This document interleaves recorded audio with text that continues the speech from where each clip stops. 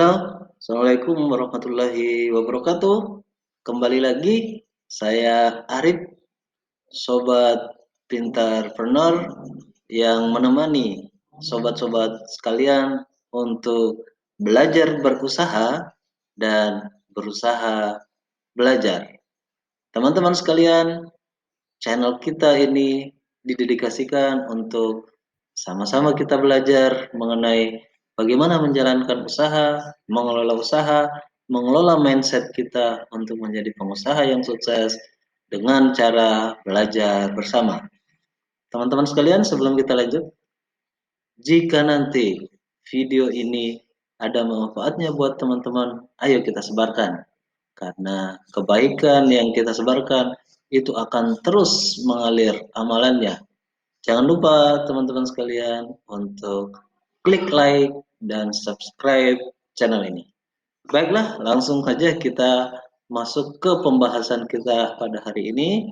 Hari ini kita akan membahas mengenai portofolio, ya, pembagian portofolio investasi yang optimal. Jadi ada portofolio, ya, ada investasi, kemudian ada terbaik. Tiga kata kunci itu yang akan kita coba elaborasi pada hari ini, coba kita urai supaya bisa kita jabarkan ke level teknis nantinya. Nah, portofolio itu sendiri apa? Portofolio itu adalah penempatan aset kita yang kita miliki gitu ya pada berbagai instrumen.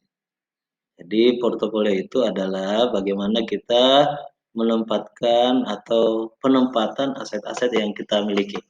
Ya, intinya apa? Kalau kita menempatkan aset, ya, maka kita berusaha supaya aset itu bisa memberi nilai tambah dong ke kita, tidak sekedar ditempatkan gitu.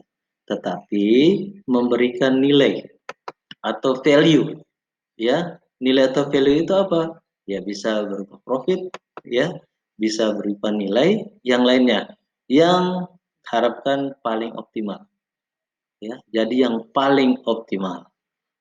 Apa optimal itu? Artinya ada titik di mana risiko dan hasil itu menemukan titik keseimbangannya. Bukan pada aset-aset yang memang returnnya atau pengembaliannya tinggi, tapi resikonya juga sangat tinggi. Karena kalau itu terjadi, maka justru loss yang terjadi. Atau sebaliknya, kita menempatkannya pada instrumen-instrumen yang nilainya rendah banget. Memang risikonya kecil, tapi nilainya rendah. Kita berada pada posisi bagaimana supaya instrumen itu pada titik optimal, yaitu mencapai titik yang paling memungkinkan dan paling memberikan hasil terbaik dengan tingkat risiko yang terkontrol. Ya, pembagian portofolio itu diharapkan tidak terkonsentrasi. Ya, tidak menempatkan portofolio kita hanya di satu titik atau satu instrumen. Kalau bahasa sederhananya atau bahasa yang sering kita dengar adalah jangan menempatkan telurnya semua di dalam satu keranjang yang sama. Don't put your eggs in one basket. Jangan menempatkan di satu tempat aja atau di satu jenis aset saja atau di satu instrumen yang seragam saja. Tetapi kita berusaha untuk melakukan uh, pembagian atau penempatan di beberapa instrumen. Ya, kenapa? Karena kalau kita menempatkannya di satu keranjang satu saja atau satu jenis usaha saja, teman-teman, maka risikonya adalah kita terkena atau terekspos yang namanya risiko konsentrasi. Risiko konsentrasi itu adalah jika terjadi suatu masalah atau ada gangguan atau terjadi krisis atau bahkan terjadi mismanagement di dalam suatu perusahaan itu atau di dalam sektor itu, maka kita mengalami kerugian 100%. Ya, semua kerugian kita tanggung karena langsung loss, habis kita semua investasinya. Nah, kita dianjurkan untuk melakukan diversifikasi, yaitu melakukan pembagian ya secara optimal berdasarkan pertimbangan risk dan return-nya, berdasarkan pengembalian yang akan kita peroleh. Kalau kita tidak melakukan pertimbangan risk and return, maka instrumen kita itu memang bekerja ya, tapi tidak mendapatkan hasil yang terbaik. Selalu pertimbangannya adalah risk dan return. Nah, risk dan return ini didefinisikan di beberapa aspek ya. Aspek yang pertama yang sering menjadi pertimbangan untuk penempatan instrumen portofolio kita adalah pada jangka waktu ya. Jangka waktu. Jangka waktu sangat menentukan karena kita bisa menempatkannya pada instrumen-instrumen jangka pendek. Contohnya apa? Contohnya kalau misalnya di perbankan tradisional ada yang namanya deposito, ya, atau di uh, money market, atau bisa juga dengan instrumen-instrumen obligasi jangka pendek. Itu yang jangka pendek. Ada juga instrumen yang jangka menengah. Jangka menengah itu antara lain ada obligasi, atau sukuk, atau surat utang negara. Nah, itu instrumen yang jangka menengah karena jangka waktunya ya antara 3 sampai 5 gitu. Ya, lebih dari 1 tahun, biasanya di antara 3, biasa juga sampai di 5 tahun. Ini jaminan pengembaliannya juga ya di antar waktu itu. Kemudian ada juga yang jangka panjang. Jangka panjang ini bisa lebih dari 1 tahun. Kita biasanya menempatkannya pada satu atau dua atau beberapa instrumen yang kita harapkan pengembaliannya nanti beberapa tahun ke depan. Nah, gaya ini yang digunakan oleh Warren Buffett kalau di luar negeri, yaitu dia betul-betul membeli satu saja instrumen yang dia tidak akan pikir akan dijual. Dia membeli sebuah instrumen stok misalnya itu untuk dimiliki seterusnya. Kenapa? Karena dia mempertimbangkan untuk memiliki aset jangka panjang. Nah, kalau kita, yuk kita sama-sama mengelola ya, yang mana yang perlu jangka pendek karena kita membutuhkannya di jangka pendek, misalnya untuk keperluan rutin kita gitu bulanan gitu ya. Kemudian ada yang jangka menengah karena untuk perencanaan misalnya untuk perencanaan sekolah atau membangun dan lain sebagainya sehingga kita menyiapkan jangka menengah. Dan ada juga yang insya Allah jangka panjang karena kita berharapkan untuk pada masa-masa yang akan datang kita peroleh hasilnya. Nah, itu pilihan dari kita saja. Yang jelas, kita diarahkan untuk mendiversifikasi instrumen-instrumen portofolio yang kita miliki. Yaitu yang pertama berdasarkan jangka waktu. Ya. Yang kedua, berdasarkan tingkat pengembalian. Ya, pengembalian yang tinggi itu biasanya diiringi dengan risiko yang tinggi pula. Kalau di beberapa sistem itu ada istilahnya rating, ya, menggunakan sistem rating. Kalau ratingnya misalnya di A atau rating 1 itu menandakan bahwa instrumen ini sangat layak, sangat bagus. Sehingga biasanya kupon yang dijanjikan itu agak rendah atau hasil yang diharapkan dari sana itu sangat rendah, tetapi harga jualnya sudah sangat tinggi. Kenapa? Karena dia memiliki kekuatan fundamental ya yang bagus gitu ya. Sehingga tingkat pengembalian ini kadang dikombinasikan. Di titik mana kita mau ngambil? Misalnya ada 70% yang tingkat pengembaliannya ya, agak rendah. Kemudian ada 20%-nya yang tingkat resikonya dan pengembaliannya menengah. Dan yang terakhir ada yang ya tingkat risikonya agak tinggi gitu ya, di misalnya di 20% saja. Pembagiannya itu diserahkan, tetapi banyak yang memberikan masukan, banyak peneliti, banyak profesional yang memberikan saran-saran, kalau bisa instrumen yang bagus itu di 40%. Kemudian yang moderate, yang pertengahan itu 40% juga. Kemudian yang 20%-nya baru yang berisiko tinggi. Tapi ini sangat tergantung dengan selera kita. Kalau istilah manajemennya ada risk appetite, ada selera risiko kita. Kalau kita orangnya betul-betul menginginkan tingkat pengembalian yang tinggi, biasanya porsi yang risiko tinggi dan penghasilannya tinggi itu kita perbanyak. Misalnya di 40, ya. Kemudian yang di pertengahan atau moderate. Kemudian sisanya 20 yang betul-betul bagus. Tapi ada juga yang enggak gitu, ada yang moderate banget. Moderate itu di yang pertengahan yang banyak, 20%-nya di yang betul-betul high risk, yang 20%-nya di low risk, sisanya 60% dia tempatkan di yang pertengahan. Ada juga yang konservatif istilahnya. Konservatif itu artinya betul-betul dia mempertahankan atau menjadikan prioritas utama itu keamanannya, security-nya, sehingga dia menempatkan pada aset-aset yang low risk, yang rendah risiko itu lebih besar, lebih banyak dibanding yang moderate, pertengahan maupun yang high risk atau yang sangat tinggi risikonya. Ini sekali lagi sangat tergantung dengan karakter risiko kita. Kita termasuk tipe risk absorb atau risk taker atau betul-betul kita konservatif. Nah, itu sangat tergantung. Tapi yang jelas dipertimbangkan ketika membeli instrumen atau membagi portofolio kita, maka salah satu pertimbangannya adalah tingkat pengembalian. Selanjutnya, pertimbangan yang ketiga yang bisa jadi uh, apa?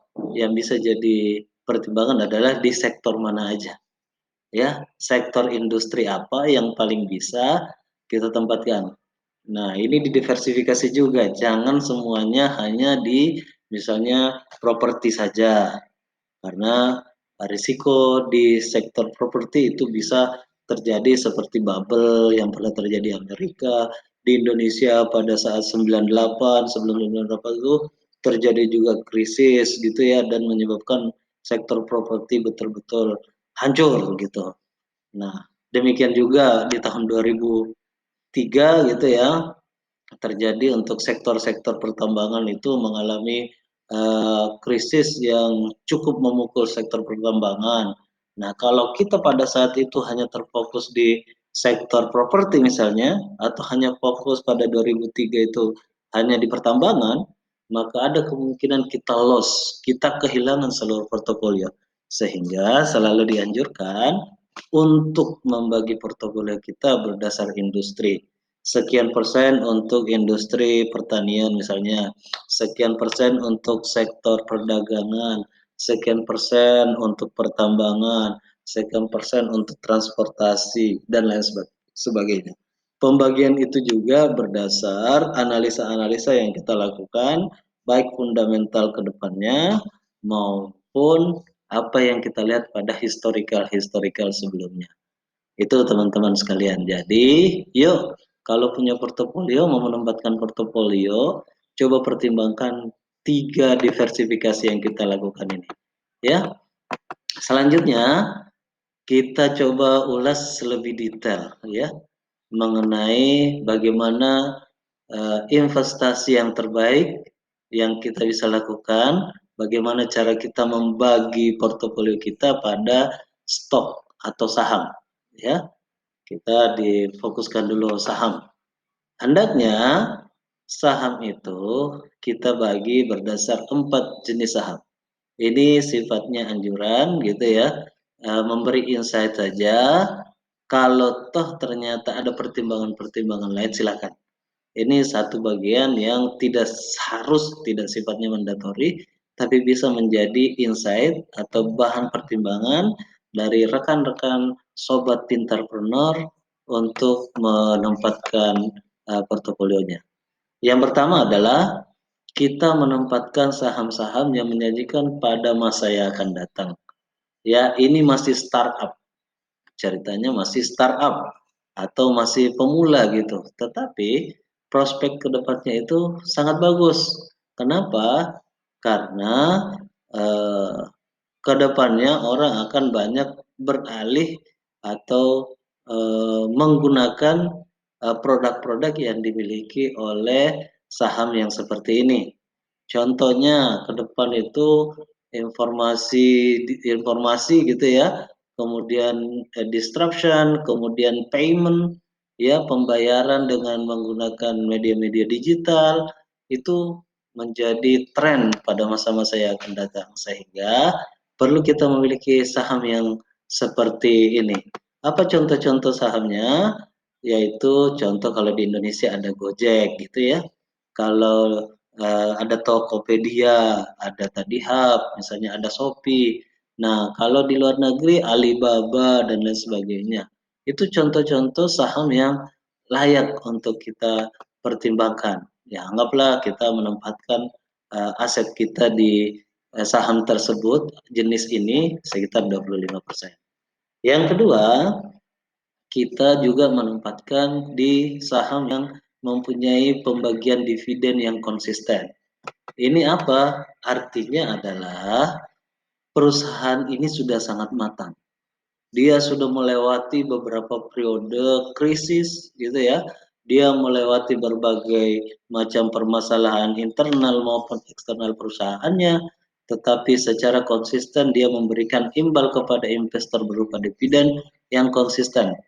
Ya, ada dua nih jenisnya, yaitu yang betul-betul income stock atau yang menghasilkan income yang sangat optimal. Kemudian yang kedua ada yang namanya growth growth stock gitu atau yang pertumbuhan dividennya itu terus meningkat berkelanjutan. Nah, kalau di Indonesia ada beberapa nih pengkategorian, pengklasifikasian. Ada yang disebut di LQ45, ada di Kompas 100, ada juga di CSI Syariah, ada juga saham-saham BUMN, ada contoh yang sederhana seperti Unilever dan lain sebagainya. Kuncinya adalah kita membeli saham ini karena kita mempertimbangkan safety, yaitu konsistensi mendapatkan penghasilan dari dividennya. Ya, oke, mungkin itu yang kedua, kita menempatkannya sekitar 25%. Selanjutnya, yang ketiga, saham-saham yang terkait dengan teknologi. Antara lain teknologi uh, artificial intelligence, ya, misalnya Google gitu ya, dengan adanya apa uh, mesin pencarinya, learning mesinnya gitu ya. Kemudian ada Tesla gitu ya dengan elektriknya, kemudian yang digital dengan payment-payment yang ada sekarang itu contoh yang bisa kita jadikan pertimbangan gitu ya. Ya, kita misalnya menempatkannya dengan 25% juga. Kenapa? Karena potensi pertumbuhan yang signifikan ke depan itu sangat terlihat dan masih murah saat ini. Kita dapat contoh misalnya dulu Apple atau Facebook itu cuma berapa sih? Ya, waktu awal-awal cuma berapa sih harga sahamnya? Sekarang sudah sangat jauh di atas 1000% bahkan kenaikan harga sahamnya. Itulah salah satu pertimbangannya kita memberi atau membeli menempatkan portofolio kita di saham-saham yang berbasis teknologi ini. Selanjutnya saham yang tidak kalah pentingnya juga adalah saham pada food and beverage atau makanan dan minuman. Kenapa kita menempatkan makanan dan minuman? Karena sepanjang manusia ada, ini sangat dibutuhkan. Ya, ini pasti dibutuhkan terus-menerus. Apalagi populasi dunia itu meningkat terus. Ya, berapa miliar? Ada sekitar 7 miliar saat ini penduduk dunia. Itu terus meningkat dengan pertumbuhan yang eksponensial. Itu membutuhkan makanan dan minuman untuk hidup. Sehingga ya kita masih bisa mempertimbangkan menempatkan saham-saham kita di makanan dan minuman ini. Demikian teman-teman sekalian, ada 4 sekali lagi ya jenis saham yang bisa jadi pertimbangan kita di dalam menempatkan portofolio saham atau stok kita. Semoga ini manfaat sebagai menjadi inspirasi buat teman-teman sekalian. Demikian saya akhiri dengan salam kebajikan. Salam sobat pintar. Assalamualaikum warahmatullahi wabarakatuh.